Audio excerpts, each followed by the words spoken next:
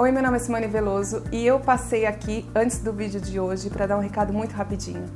Tá no ar o site narcisoseuespelhoquebrou.com.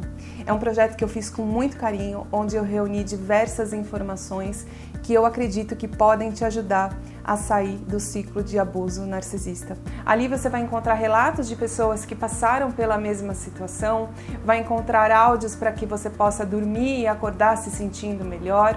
Os vídeos do canal do YouTube também estão disponíveis ali, além da participação de profissionais da área jurídica, da área médica, suporte psicológico, exercícios para que você se sinta melhor, enfim, é uma reunião de ferramentas para te ajudar nesse processo. E agora, o vídeo de hoje. Um grande beijo, espero te encontrar lá. Oi, meu nome é Simone Veloso e eu tô aqui pra gente fazer mais um episódio da série Relatos da Convivência com o Narcisista.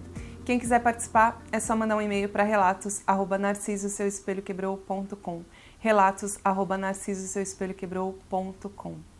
Lembrando que quem pode fazer o diagnóstico de uma pessoa portadora do transtorno de personalidade narcisista é um psiquiatra. O que a gente faz aqui é tentar juntar as peças do quebra-cabeça a partir da narrativa da vítima para ver se ela possivelmente estava dentro de um ciclo de abuso desse tipo.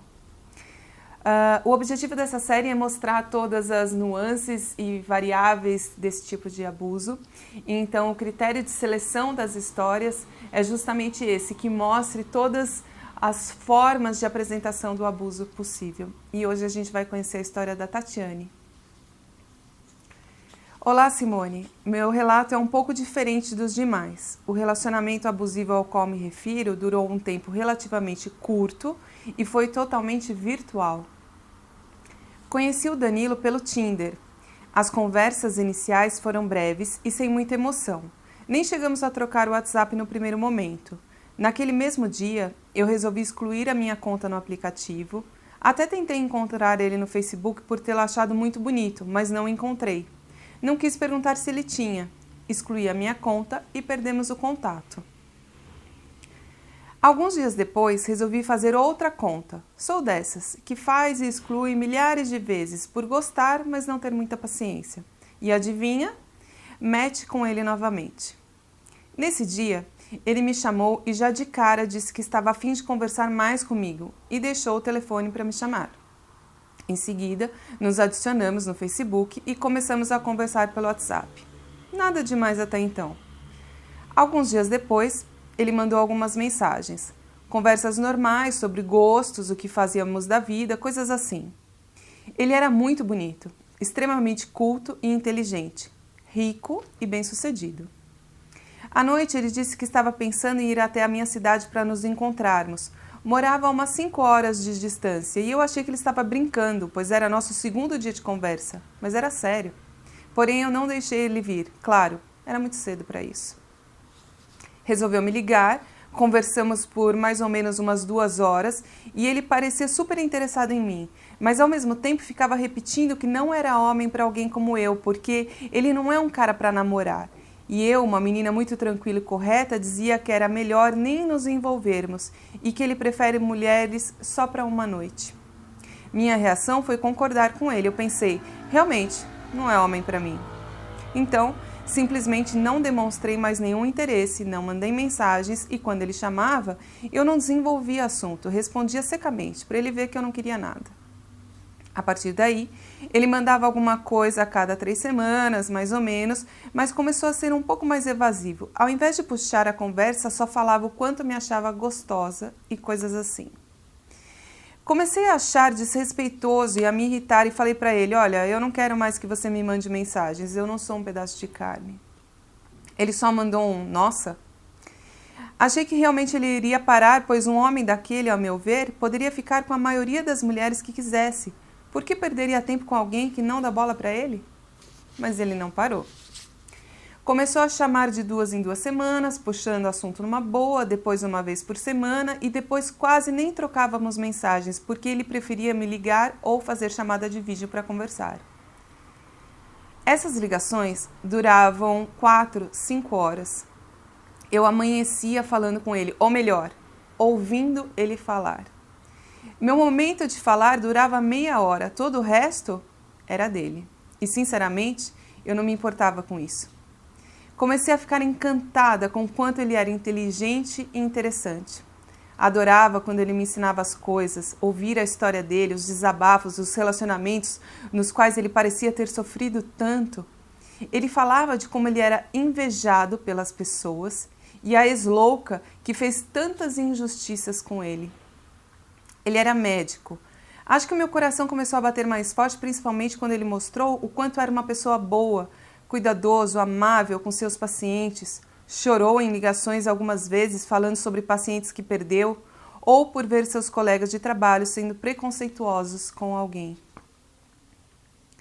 Ao mesmo tempo, fazia-me sentir a pessoa mais incrível do mundo, exaltava minhas qualidades, habilidades, virtudes, beleza. Ele começou a dizer que me conhecer mudou a mente dele, que comigo ele tinha vontade não só de namorar, mas de casar, porque eu era única. E se não desse certo comigo, ele iria desistir de ter alguém, porque sabia que nunca mais encontraria outra como eu. Começou a me conquistar, me ligar com mais frequência. Às vezes sumia por dia sem dar notícias, mas é que ele trabalhava muito, fazia uns plantões super puxados. Pelo menos era o que me dizia. E eu entendia, e inclusive admirava ele trabalhar tanto. Com o tempo, ele foi me cativando cada vez mais. De repente eu queria cuidar dele, estar com ele, mostrar para ele que nem toda mulher é louca como as que ele já tinha se envolvido. Eu queria ser a mulher que estaria disposta a tudo ao lado dele. Quando vi, estávamos fazendo planos, projetos de trabalho, confiando cada vez mais um no outro e planejando nos conhecer pessoalmente. Ele queria que eu me mudasse para a cidade dele mais tarde e que se não quisesse morar com ele de cara, ele faria questão de montar um apartamento para eu ficar, sem me preocupar com dinheiro. Iríamos nos conhecendo com calma.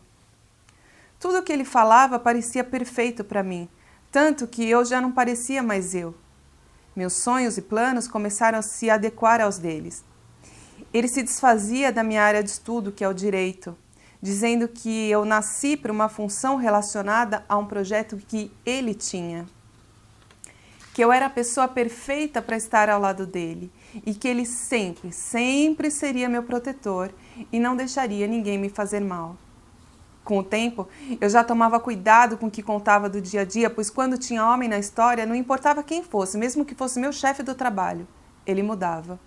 Insinuava coisas, me acusava, ficava bravo, enciumado e encerrava a ligação, fazendo eu me sentir como se tivesse feito algo muito, muito, muito errado.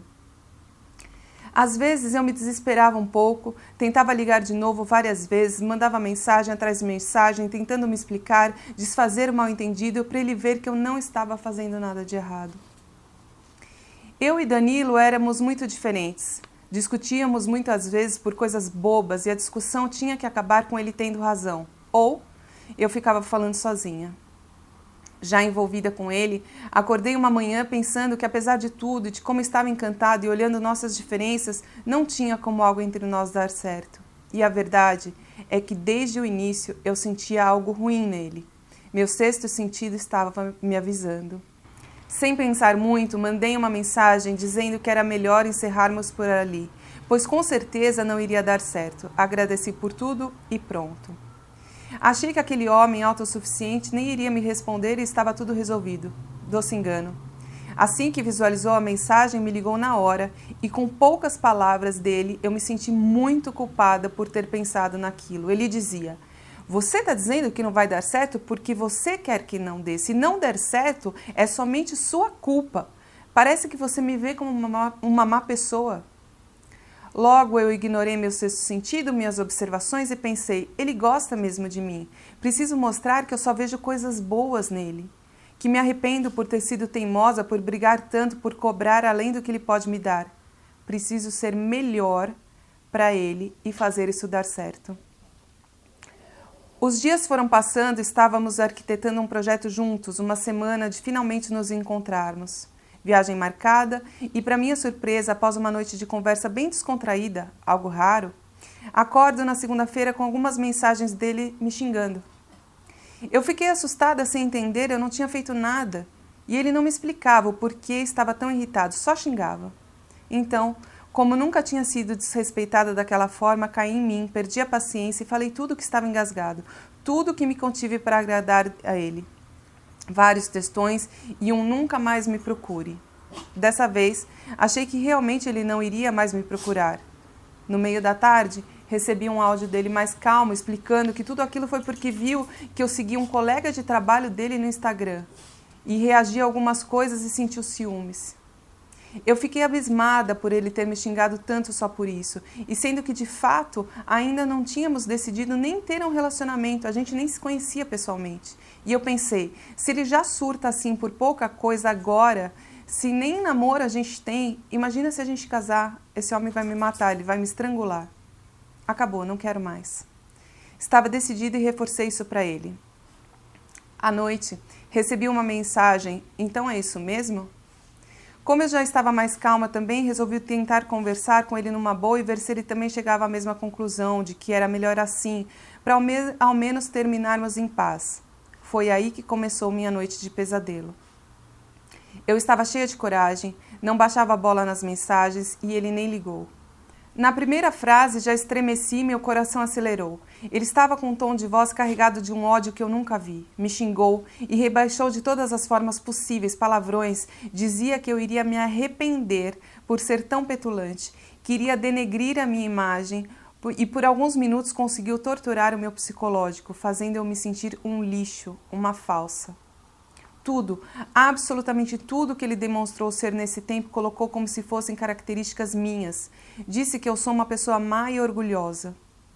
Ele ligou 3 vezes e descarregou o ódio da vida toda em mim. Se eu ficasse quieta só ouvindo, ele me xingava. Se eu falasse algo, ele dizia, eu não liguei para te ouvir, já passei tempo demais te ouvindo. Da mulher que iria salvar ele da solidão e trazer doçura que lhe faltava, como ele dizia, passei naquela noite a ser a pior que ele já conheceu, a mais sem caráter. Dizia que fez o favor de me querer, porque ninguém iria querer uma pessoa como eu, e perguntava, quem é que vai me devolver o tempo que eu perdi com você, sua desgraçada? Quem? O tempo que eu perdi e poderia ter investido em mulheres de verdade, pessoas muito melhores, mais interessantes que você. Eu até perdoo uma traição, mas quem me fez perder tempo, eu não perdoo. Você vai pagar por isso. Eu sentia medo, muito medo. E eu não sabia o que fazer, não tinha reação, não consegui nem chorar, não estava reconhecendo aquele homem. Não conseguia assimilar que aquilo realmente estava acontecendo comigo. Até que ele parou de ligar e eu dormi. Acordei desejando que tudo tivesse sido um pesadelo, mas não era. Naquele dia, pedi ajuda, contei para vários amigos da polícia, igreja, e fui orientada. Me fortaleci internamente e sabia que não poderia ficar sozinha, pois eu não sabia do que ele era capaz de fazer. Estava receosa, com medo, e não tive coragem de bloqueá-lo no início, com medo de o deixar ainda mais irritado. Mas as mensagens e ligações, nesse dia eu ignorei. Passei a tarde totalmente desligada do trabalho, me alimentando de conteúdos como o seu, Simone, um assunto para o qual não tinha dado muita atenção até então. Fiquei chocada ao ver relatos de relacionamentos de abuso e perceber que estava caminhando na direção certinha para viver aquilo, faltava pouco, ele ia me destruir. Senti alívio por ter percebido a tempo, mas ainda com medo. No terceiro dia à noite recebi uma mensagem dele pedindo desculpa, dizendo que entendia que eu estivesse chateada, mas que queria que voltássemos a conversar, pois sentia minha falta. Eu respondi, te perdoo, mas você me machucou muito e nunca mais teremos o mesmo contato de antes. E ele respondeu, que drama. Essa foi nossa última conversa. Com menos de um mês ele começou a atualizar as redes sociais, coisa que não fazia nunca. Começou a postar fotos com a família, pacientes, vendendo a imagem de uma pessoa boa. E nesse tempo, também logo postou um relacionamento sério com uma moça e sempre atualizando o feed com publicações românticas com ela. Hoje entendo que eu era uma das fontes de suprimento, entre outras que ele deveria ter. E essa moça provavelmente também. Aí me senti tranquila para bloqueá-lo de tudo. E até então, não voltou a me procurar e espero que nunca mais volte. Esse é meu relato, um relacionamento abusivo completamente virtual. Esbarrei com outros narcisistas depois dele, inclusive namorei durante um mês com um rapaz faz pouco tempo. Não tive danos maiores porque nosso relacionamento acabou ainda só na fase boa. Através do seu canal, Descobri que tem o perfil que atrai essas pessoas e que pessoas com esses transtornos de personalidade são bem mais comuns do que imaginamos. Obrigada pelo seu trabalho, por esse canal, por conscientizar tantas pessoas. Te desejo muita luz e sucesso, Tatiane.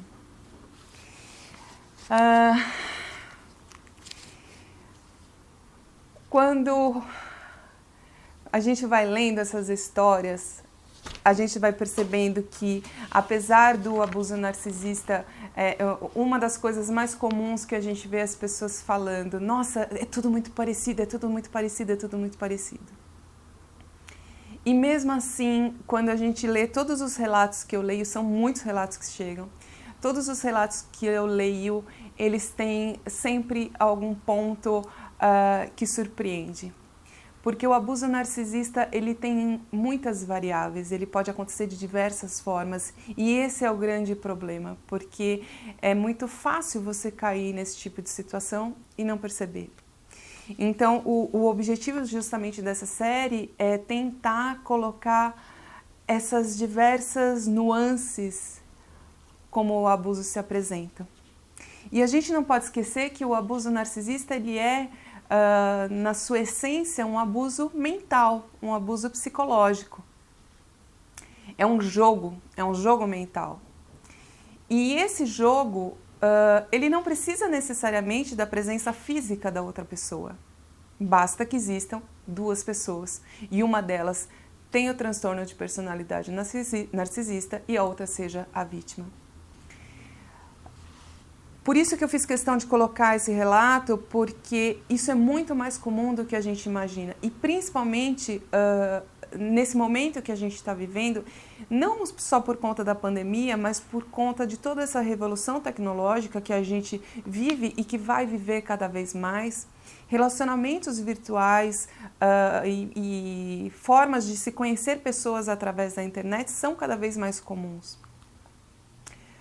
E o fato de manter relações dessa forma, pela falta de tempo, pelo medo de se envolver e se deixar também envolver nesse tipo de relacionamento, também acaba sendo muito comum.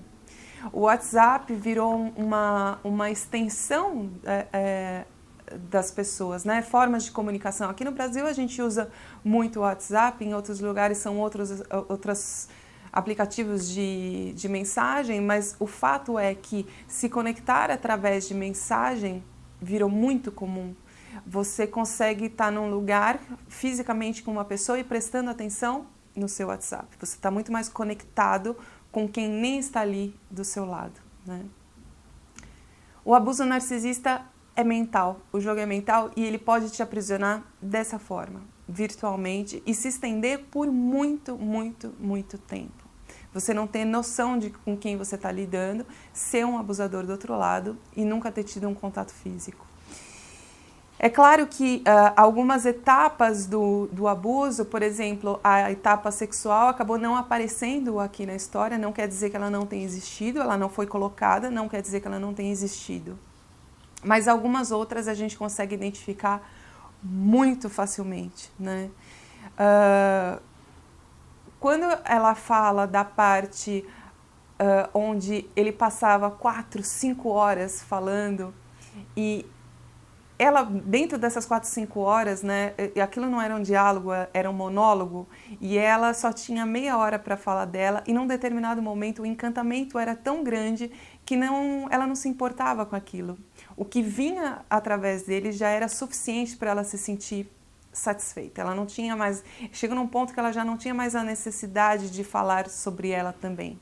E o natural de uma relação, de uma troca, de uma experiência quando você está com alguém, é quando as duas partes se colocam e se conhecem. E narcisistas se veem de uma forma muito superior, muito magnânima. E eles criam toda essa atmosfera para outra pessoa, essa atmosfera de encantamento. E ela usa essa palavra. Chegou num ponto, ela já estava encantada, né? Então, esse personagem muito perfeito, que claro, quando a gente fala da figura de um médico, já é uma figura de uma pessoa que, no nosso imaginário, é uma pessoa muito legal, muito bacana, porque é uma pessoa que salva vidas.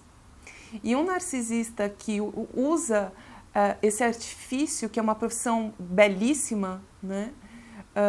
E se esconde atrás desse artifício, infelizmente, porque narcisistas existem em todas as profissões, obviamente, mas quando ele usa essas profissões que já causam em todas as pessoas um sentimento de gratidão e de admiração, eles conseguem manipular essas pessoas de uma maneira muito mais fácil e incisiva, porque a gente já tem um sentimento de admiração por quem exerce a medicina, porque realmente, de fato, é uma profissão muito louvável, muito admirável, onde a pessoa se dedica muito, onde existe um exercício muito grande de amor e de doação.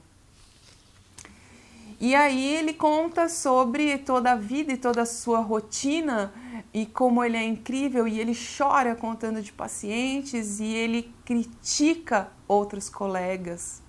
Então sempre existe a triangulação, porque o narcisista, para o valor dele subir, ele triangula, então ele diminui o valor de outras pessoas.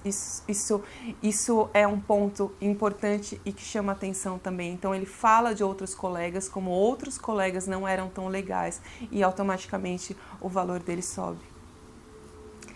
Uma coisa também que chama atenção é quando ela fala da questão da desvalorização da profissão dela, porque ela é do ramo do direito, da área jurídica, e os sonhos delas, os planos dela já começam a ser deixados de lado e ele começa a colocar uma outra realidade para que ela viva. Então, ele tem projetos onde ela seria perfeita e começa a diminuir a importância do que ela faz. E isso também é muito comum. E o narcisista faz isso justamente para que a vítima se perca, para que a vítima perca a identidade e para que a vítima se isole. E o caminho de volta, né, quando a vítima depois é deixada de lado, o caminho de volta é muito difícil porque a vítima já não tem mais a referência do que ela gosta, do que ela faz, de quem ela é socialmente, de como ela se sustenta, ela perde tudo isso. E aí entra a questão financeira. Porque narcisistas também usam o dinheiro, né? O dinheiro é um instrumento de poder, porque nós vivemos em sociedade e o dinheiro ele é uma ferramenta necessária. E o dinheiro ele é usado como um instrumento também de manipulação, onde o narcisista usa ou para sustentando essa vítima e tirando ela do mercado de trabalho, ele faz com que essa pessoa se torne totalmente dependente dele, então ele oferecia apartamento, tudo que ela precisasse, ela não iria mais trabalhar, esse era o roteiro, essa era a previsão do que ela ia viver, ou ele usa essa vítima para ter vantagens financeiras. O dinheiro sempre aparece como um instrumento de manipulação, seja dando dinheiro, seja tirando dinheiro. É também sempre um instrumento muito forte, muito presente dentro do jogo de abuso narcisista. E no começo, quando ela fala que é um pouco diferente, no começo do relacionamento não teve aquela coisa do love bombing.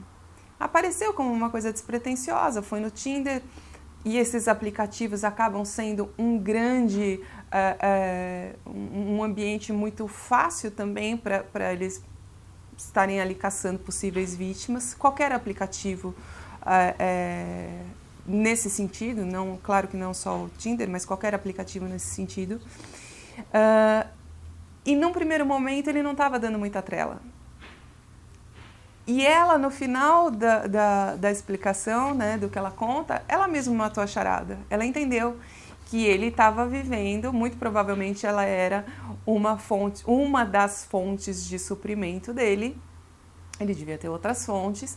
E aí ela começou a tomar, não se sabe por quê, o que teria mudado, mas ela começou a tomar a forma do suprimento principal, a vítima principal.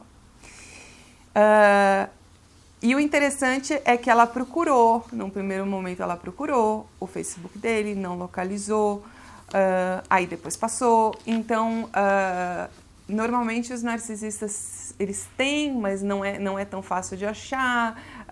Ela não conta esse detalhe, mas até uma coisa que eu gostaria de ter sabido na história dela, porque normalmente usa um nome que depois está com outro, e aí é um pouco difícil de achar, porque normalmente, enquanto está mantendo uma fonte de suprimento principal ali, a vítima principal, tem outras fontes de suprimento, então tem várias redes sociais, tem alguma alteração no nome, não é o nome que localiza no Tinder, obviamente não é o mesmo nome, enfim, tem uma série de coisas ali que fica difícil de achar, de localizar essa pessoa. E tem várias redes sociais, N redes sociais, porque se mostra e se molda para a vítima, criando vários cenários. E quando ela encerra essa relação, e quando ela consegue sair desse relacionamento, ele automaticamente já coloca outra pessoa, porque sempre existem outras pessoas. Essas pessoas só não estavam, é como se você estivesse num palco onde está rolando um espetáculo, onde tem vários atores em cena, e a única coisa que acontece, o que muda, é o foco de luz, onde num determinado momento está focalizando uma pessoa e depois vai para outra, depois vai para outra, depois vai para outra, depois vai para outra. Mas todo mundo estava no palco. Então essa outra vítima que passa a ser a vítima principal, e que assume um posto de um relacionamento e que vai para as redes sociais, extremamente apaixonado, começa a criar o personagem, essa pessoa já estava lá. Enquanto ela estava tendo todo esse relacionamento virtual e fazendo planos de morar junto e abandonar a carreira, essa pessoa já existia. Inevitavelmente. Essa coisa, isso não brota de geração espontânea, apesar dos relacionamentos serem, sim, muito rápidos. Eu espero ter ajudado, espero encontrar aqui as dúvidas e os comentários de vocês. Se inscrevam aqui no canal, Narciso, seu espelho quebrou. Um grande beijo e vai ficar tudo bem.